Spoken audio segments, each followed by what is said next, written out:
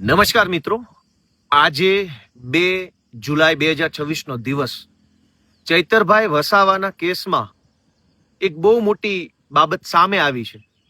જ્યારે ચૈતરભાઈને જેલમાં પૂર્યા ત્યારના એ દિવસે જે દિવસે ચુકાદો આવ્યો એ દિવસનું જો મારું મીડિયાનું નિવેદન સાંભળ્યું હોય તો એમાં હું બોલ્યો છું કે સરકારી પોલીસ, સરકારી ફરિયાદી, સરકારી સાક્ષી, સરકારી વકીલ બધાએ ભેગા મળી અને ભાજપના ઈશારે નિર્દોષ લોકોને જેલમાં પુરાવાનું ષડયંત્ર કર્યું છે. આ નિવેદન મારું તે દિવસથી લઈ આજ દિવસ સુધીનું છે. હવે આ વિડીયો સાંભળો, બહુ એક રસપ્રદ બાબત સામે આવી છે. આ સાંભળો.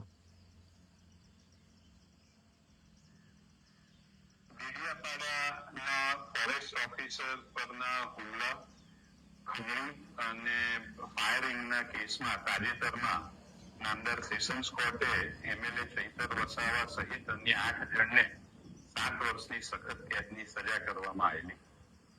એ કિસ્સામાં કાયદાનું કામ કર્યું છે, પણ એ કેસમાં જે સંવેદનશીલ બાબત એવી હતી, એક મહિલા કન્વિક્ટને 18 દિવસનું નવજાત બાળક હતું. એ જે બાબત છે જ્યારે સરકારના ધ્યાન પર આવી ત્યારે ગુજરાત સરકારના માનનીય મુખ્યમંત્રી શ્રી ભૂપેન્દ્ર પટેલ સાહેબ તથા માનનીય નાયબ મુખ્યમંત્રી શ્રી હર્ષભાઈ સંઘવી સાહેબે સંયુક્ત નિર્ણય એવો લીધો કે માનનીય ભૂપેન્દ્રભાઈ પટેલ અને હર્ષ સંઘવીએ એવો નિર્ણય લીધો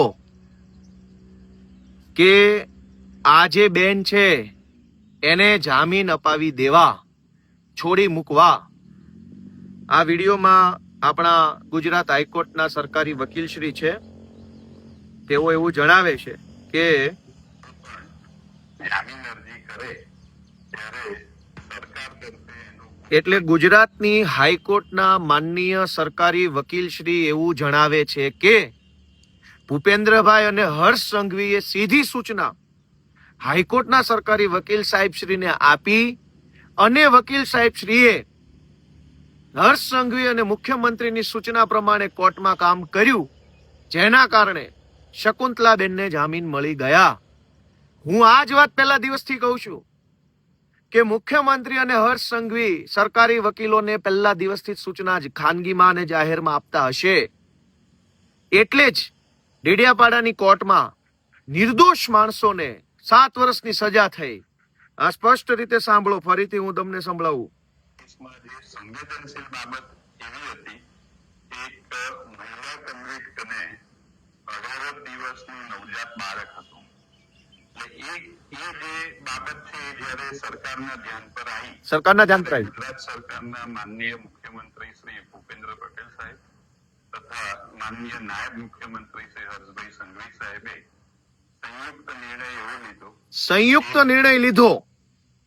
હર્ષ સંઘવી અને ભૂપેન્દ્ર પટેલે સંયુક્ત નિર્ણય લીધો કે ચૈતર વસાવાને ખોટા કેસમાં 7 વર્ષની સજા પાડી આદિવાસી સમાજને જાગૃત કરે છે એ કામ રોકવાનું છે. આ ખેલ આજે ખુલ્લો પડી ગયો. હાઈકોર્ટના માનનીય સરકારી વકીલ શ્રી પોતે બોલે છે કે એને સરકારમાંથી સીધી સૂચના મળી અને કોની અધિકારીની નહીં, કાયદા વિભાગના આઈએએસ ની નહીં, કાયદા વિભાગના સચિવ, ઉપસચિવ, નાયબ સચિવ, મદદનીશ સચિવ વગેરેની નહીં, સીધી ગૃહમંત્રી હર્ષ સંઘવી અને ભૂપેન્દ્ર પટેલની સીધી સૂચના મળી.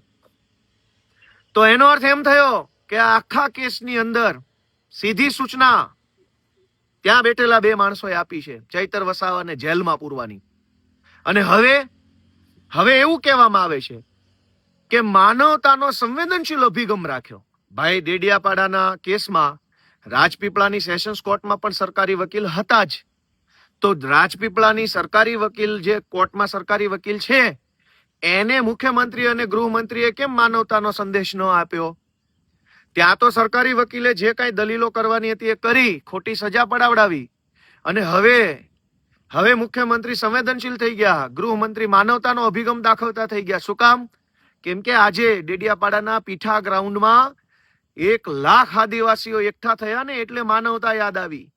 પહેલા તો તમે અમાનવીય કૃત્ય કર્યું. 18 દિવસનો એક દીકરો હોય એવી માને જેલમાં મોકલી. અને હવે આદિવાસી સમાજ આક્રોશમાં આવ્યો, જાગૃત થયો, બોલતા થયા કે કેમ અમારા નેતાને જેલમાં પૂર્યા છે. તો માનવતા યાદ આવી ગઈ હર્ષ સંઘવીને. અને માનવતા યાદ આવી જ છે તો માત્ર એક બેન પૂરતી કેમ, એ બધાય નિર્દોષ જ છે.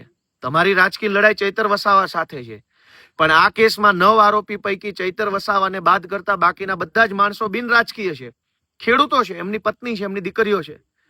તમને માનવતા જ યાદ આવી તો બાકીના બધા લોકોને કેમ જેલમાં પૂરી રાખ્યા છે?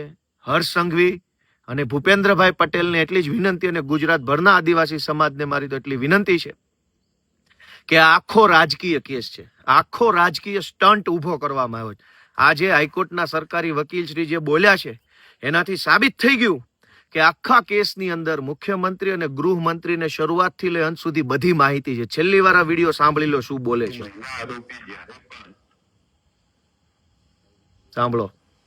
એ કિસ્સામાં કાયદાનું કામ કર્યું છે, પણ એ કેસમાં જે સંવેદનશીલ બાબત એવી હતી, એક મહિલા કન્વિક્ટને 18 દિવસનું નવજાત બાળક હતું. એટલે એ જે બાબત છે એ જ્યારે સરકારના ધ્યાન પર આવી ત્યારે ગુજરાત સરકારના માનનીય મુખ્યમંત્રી શ્રી ભૂપેન્દ્ર પટેલ સાહેબ તથા માનનીય નાયબ મુખ્યમંત્રી શ્રી હર્ષભાઈ સંઘવી સાહેબે સંયુક્ત નિર્ણય એવો લીધો કે મહિલા આરોપી જ્યારે પણ જામીન અરજી કરે ત્યારે સરકાર તરફે એનો કોઈ પણ જાતનો વિરોધ કરવાનો નથી. જેથી એ સૂચનાને અનુસરીને ગુજરાત સરકારના પ્રોસિક્યુટર તરીકે સૂચનાને અનુસરીને જ્યારે નાંદેડ એટલે હાઈકોર્ટમાં કે સરકાર સૂચનાઓ આપે છે, અને સરકાર સૂચના આપે એ તો હું સમજુ છું, પણ સરકાર સૂચના આપે તો સરકારનો કર્મચારી અધિકારી એનો ઓથોરાઇઝ માણસ આપે. મુખ્યમંત્રી ક્યારેય કોઈને સીધી સૂચના ન આપે. આમાં સીધી સૂચના આપી છે.